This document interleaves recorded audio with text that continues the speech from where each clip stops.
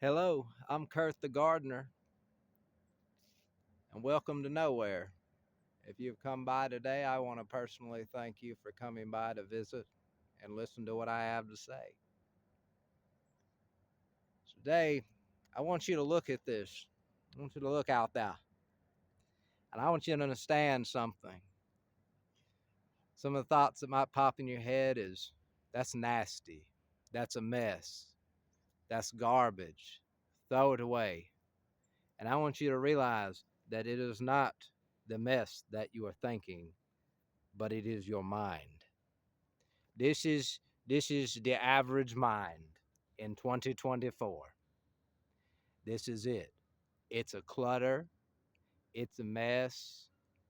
It needs to be cleaned up. But make no mistake, this is the average mind not just in 2025, but the average mind, the average unrefined mind, the unfocused mind that has always been. So today I'm going to be talking about observation and kind of a perspective shift, if you will.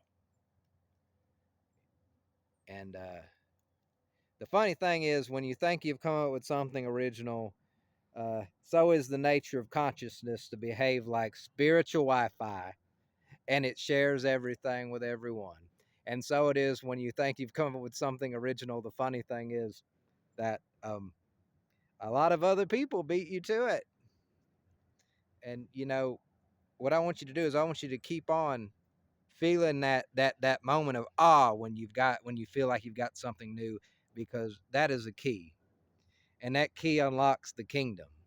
It doesn't matter if a million other people thought of it before you. That's ego. That's ego fuel. That's ego chatter telling you, well, it wasn't original after all. Someone else thought of it first. This sucks. That's the ego, but it's not you. So with that out of the way, I am the observer of things, forms, and experiences that are not real, called thoughts. I have become confused through identifying my thoughts as reality. Through this confusion and misunderstanding, I have fallen into great suffering. The thoughts seem so real that I feel as if they are. The experiences that wait for me within the room of the mind bait me and fool me into feeding my emotions, energy, life, and attention, consciousness into them so that they may live through me. They are as vampiric ticks and other parasites, and I have been the host through my ignorance and blindness. But there is great comfort or relief with this, with their release that comes through realizing that I am not them, but I am the observer of them. I cannot claim the thoughts are mine because I didn't think them. I didn't conjure them. I can conjure thought just like you can, and then it's mine. Speculation says maybe it's the ego behind that in some subconscious way, perhaps. I don't know. But I know this. I know whenever I bring forth a thought and when I haven't. And in there lies this: I cannot claim the thoughts are mine. I cannot control them. I did not call them forth. The thoughts just arise out of nothingness. They are here, and as nothingness, they will go. At the least, all I can do is watch, and at the most, all I can do is set the world on fire. Like a movie theater, the mind is a fantastical room. I remember I was working on a wood chipper, and I want to reiterate this before I begin this little story. The mind is a fantastical room. It brings the dead back to life. It kills the living. It makes the past the present and takes the present to the future. It brings forth fantastical fantasies that most of the time are hindrances and great sources of suffering, although sometimes you luck out and the room of your mind shows you something blissful and pleasant.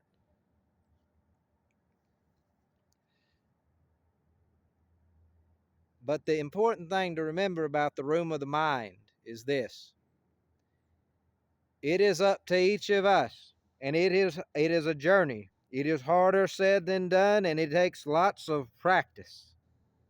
Spiritual practice can also be thought of like this, but it isn't fully, but it can be for simplicity's sake. Spiritual practice is actually the practice of living, practicing how we react to those thoughts and those fantasies and the experiences around us. We practice them, and by practicing them, we get better at the way that we consciously and free will bearing want to deal with, experience, understand, perceive, whatnot, those things. Just like regular practice in a sport, it hurts sometimes. Just like practicing anything, it's stressful sometimes. But that's okay, because pain is unavoidably inevitable. But suffering, that's where you get a choice, in that you can whine about how much it hurts, or you can just say it hurts and you can get on with your life. The suffering will torture you far worse than any pain. So, with that said, I remember I was working on a wood chipper. I started working on it, and all of a sudden, I was in the past. I wasn't even anywhere near the wood chipper. I was in a situation, something that happened years ago. I was in this situation that was over with long ago, and I hadn't consciously thought of it or put any kind of energy or thought into it until the ego pulled it forth through my mind.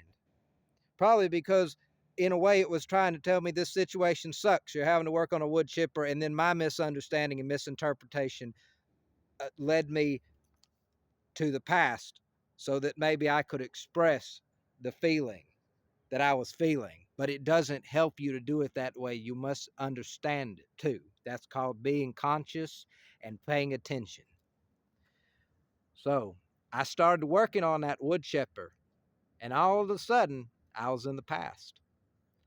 I was having a yelling match, trying to change the past. My eyes could see both the present and the past. My mind abducted and held me hostage within it. It was so gentle how it came about. And like a striking snake, it became a full-blown war of the impossible, of futility. I could not change the past. I could not change the past. I could not, it broadcasted to me, you're in this parking lot. You just pulled into a parking spot. Someone is cussing you, threatening you, yelling at you over this parking spot, this insignificant spot. And the mind drugged me back to it, and there I was, as if that person and that parking lot and the whole damn building was there with me through the fantastic room of the mind. And I was trying to out yell this person, to beat their ego down. It wasn't me though, it was the ego. The ego was using me to try and beat this person down and conquer them in its twisted way of whatever it does. I think it's trying to protect us. I think it's misunderstood too. But there I was. I was in that moment. And it doesn't matter. It happened 10 years ago. It doesn't matter. It became real again. It drugged the past to the present. And as a result, I don't even remember fixing the wood chipper. I fixed it. It works now. I don't remember most of what was actually happening with me. That is what I'm getting at here. My mind abducted and held me hostage within it. It was so gentle how it came about. And like a striking snake, it became a full-blown war of the impossible, of futility. I could not change the past, which is a lot of what I was talking about, is yelling at somebody it's not even happening. But somehow the ego is trying to show you, hey, this is a way to process that, and it's not. And if you can out yell this guy, maybe the brain can lie to you. Maybe I can lie to you and change what happened. So you have a memory, a manipulated, controlled, fake lie, deception of a mirror, of a memory of a parking lot in Walmart. And we can move on past this. And it's like that is not how you move on past it, by lying to yourself at the discretion of what the ego is convincing you and telling you in simple terms. I could not change the past like this. Who was trying to use me to change it? What was doing it? Why was it doing it? The master of the room of the mind, the ego, of course. It is said the ego is who we think that we are, built in large part of what we have collected from this existence and what we store within ourselves in this mortal container. And some of those leave scars so deep they encroach upon the spiritual aspect. And while that may very well explain and describe the origin and individualistic characteristic of each and every ego, I believe the ego's core nature and purpose are much more insidious in some ways and protective in others than is known. I believe the ego is sentient to some degree, that the ego is in some ways conscious. I believe we give it birth and life. It spends its days knowing this and sulking that it can never be its own being.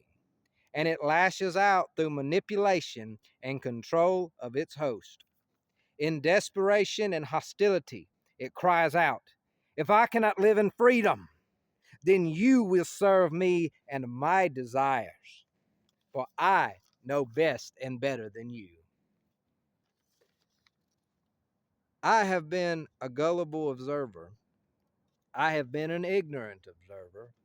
But most of all, I have been a blind observer to the fact that I observe the thoughts.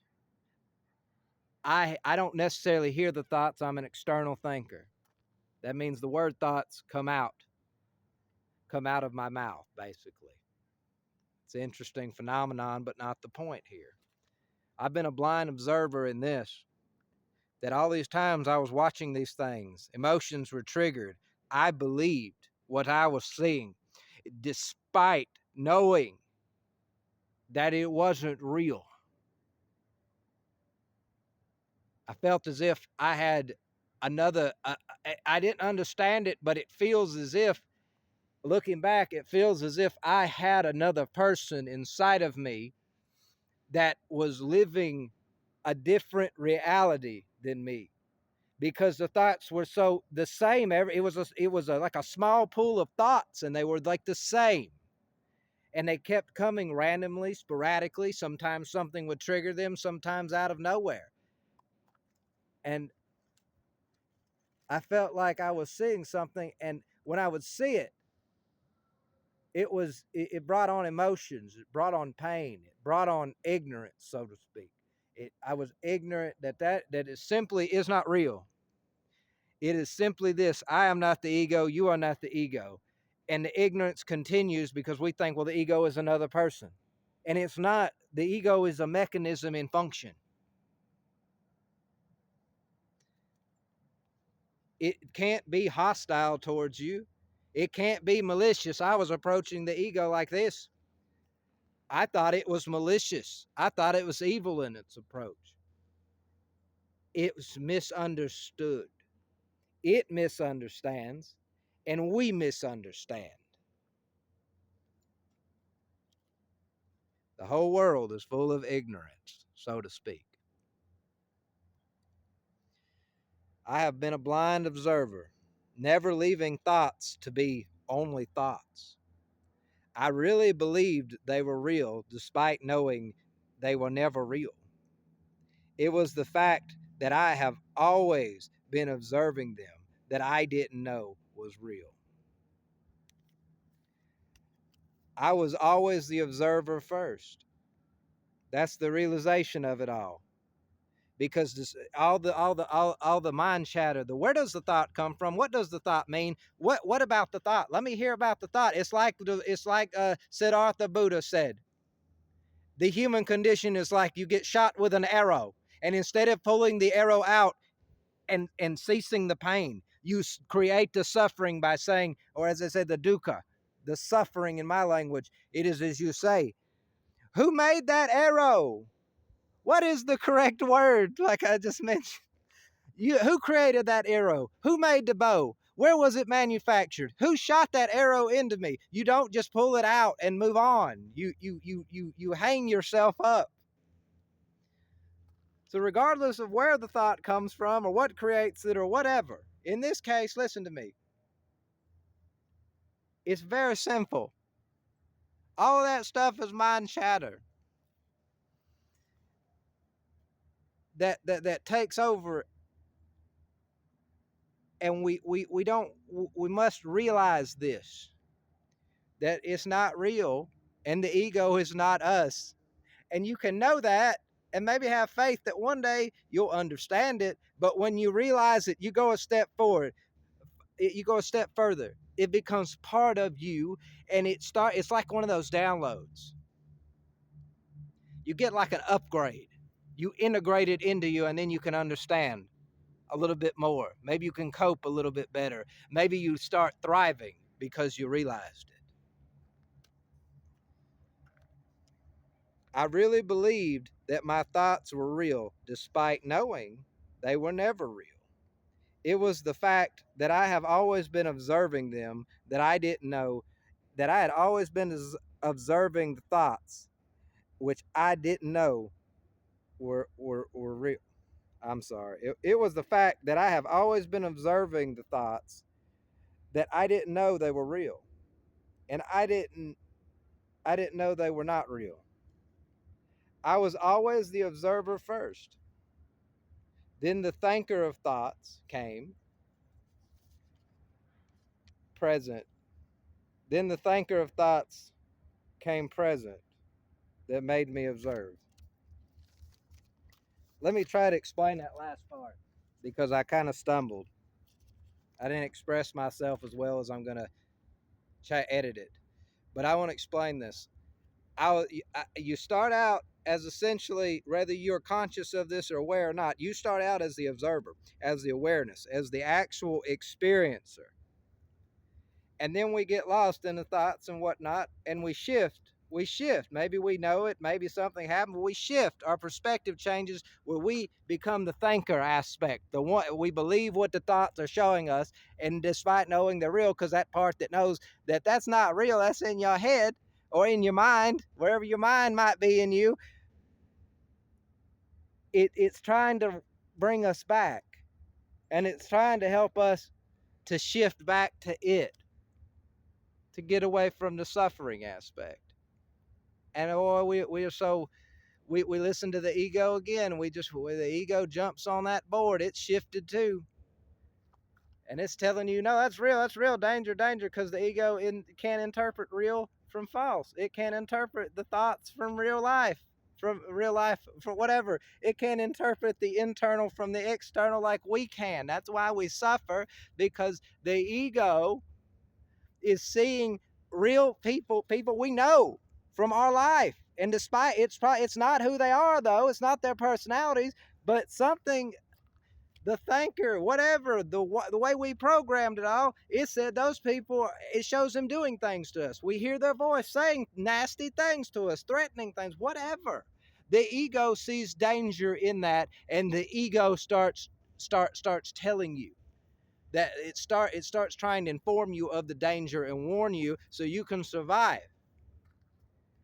And so that translates to you start to become confused, very confused. You don't realize that people aren't always out to get you, because that becomes the default state. The ego believes that this is a hostile environment, and no amount of telling it different is going to change its mind. You have to realize it, and your perspective shift to see that to see that you're confused, and to see that it's actually everything in your head. It's not real. It's not true. But you have to go on the journey, knowing and then understanding and then realizing. Without the realizing part, you're just taking this on faith. And to get the realization, you must go on the journey. The journey has been camouflaged through doctrines, through laws and regulations and everything that goes with that, designed to beat you down and kill you spiritually. I tell you this,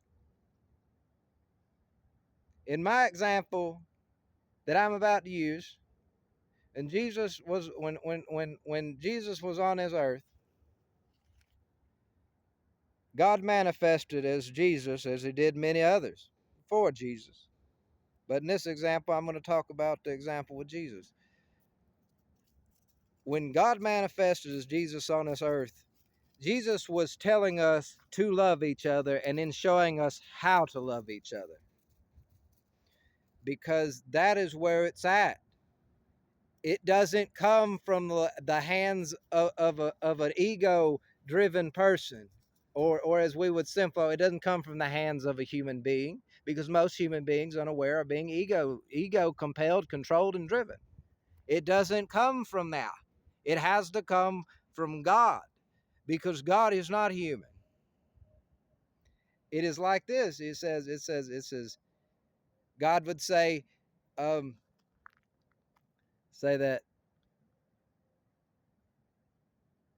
you don't do for me, yet I still do for you, unlike you that would not do for me in your anger and everything. And that is why you're human and I am God, because I can love you through my anger and my ego, because I can see through my ego enough to keep loving you. I can see, despite the illusions and falsities of my mind, I can love you. And I'm going to send these signpost holders throughout the history of humans. Some appeared in India, some appeared in ancient Jerusalem, some appear to this day. And they're holding the signposts. And it's saying, hey, you're human, because the ego keeps you as a human, because you cannot get to the love of others and the bliss and the joy when the ego, the mechanism that was designed just to keep us alive from true danger, has become confused and miswired to the point that it thinks everything is out to get you. But the good news is we can through changes, through new practices, we can reform this ego. Because this is what I'm going to tell you, and it's what I believe is the truth, and what I know is the truth at this moment. It doesn't matter how enlightened you become. It doesn't matter if you're the man on the mountain with a 30-foot beard. It does not matter. You always have the ego. What kind of ego you have is up to you. And sometimes bad things happen to us, and they kind of shape that ego, and they are out of our control. But that's not every day and all day. Sometimes really bad things do. But what I'm talking about is, in general, every person has control over what kind of ego they have. And remember, the ego doesn't determine you, because when the ego is yelling, hate those people, fight those people deserve death or worse, the free will says, no, I will not cooperate. No, I will not do it. And then that's when the battle begins, because you're going to suffer until you can reform that ego. And that's what I believe it means when we're talking about being the observer. It doesn't mean put on another identity. For the love of God, do not bond an identity to yourself. Do not glue another one to yourself. until you figure out how to take the mask on and off and put different masks on at will. For the love of God, do not put another identity on. Do not move from I'm the observer. If anything, observing, we should say it as a verb or an action in those terms. I'm observing instead of I am the observer of my thoughts. These Listen to me. Once you get to a certain point, you got to understand that it's what you're doing and actions that you need to really describe and be doing and being. And at the beginning, you do use identities to try and get understood and stuff. It's like some people, I imagine, believe reading spiritual books and maybe watching spiritual shows or whatever. They believe that those things are just mind chatter. They are by definition. However, our minds are incredible. Our brains are incredible. Whatever the learning mechanism in us is incredible, and what we put in them will are like seeds, and they'll sprout, and they'll make more of them. Now that's good. That's a blessing, and it's a curse. The skill comes from knowing how to reap the blessing and not sow the curse. And so, what you have to understand is this: it does not hurt to read spiritual things, all those with an open heart to learn and to understand. It does not hurt. As long as you don't make it into obsession, as long as you don't make it into another mess like out here and clutter it up, you don't turn it into something it's not. That's like identifying it as something it's not. That's all identity really means. You're knowing something is something. You're identifying it. Such a I'm going to tell you something. I believe that the Eastern language is a very direct and very logical. Now, there are many Eastern languages. I'm talking about the mechanics when I say that. The mechanics of how most Eastern languages work is they're very logical, very direct. Um, they don't, and it's a language that's better written. It's better in a reading context, from what I think and what I've experienced. Now, Western language is better for speaking and and explaining things. Uh, but I think both sides, the East and the West, in the language mechanics, we could get together and we could really work on how to use language all together. Don't Now I'm going to explain this to you. That means how the mechanics work. Don't turn it into mind chatter and form divisions and say we need this kind of language and that kind of language based on the words themselves.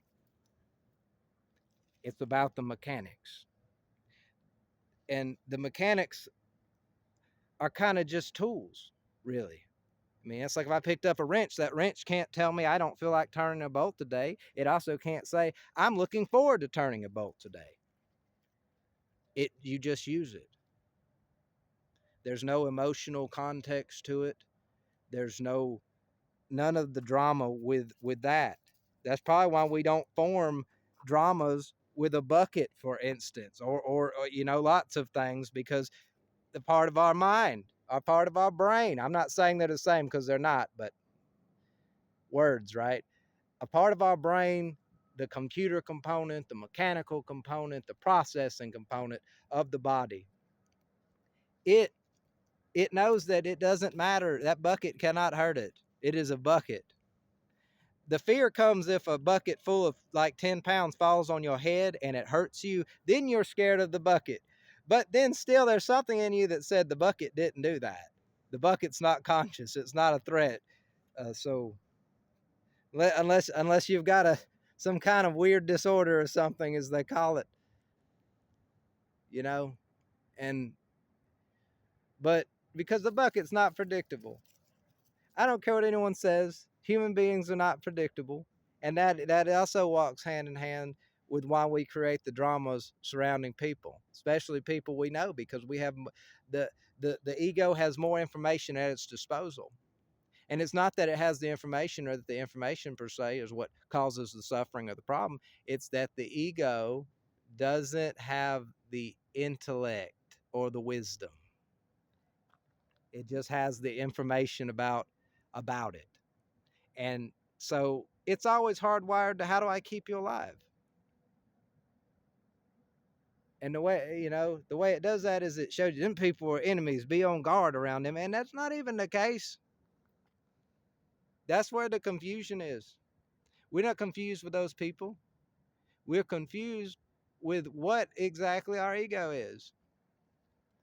And guys, I want to leave you with that on this video. I want to say thank you if you've come by to watch. If you want, subscribe, like, and share the channel. That's up to you. I appreciate you so much.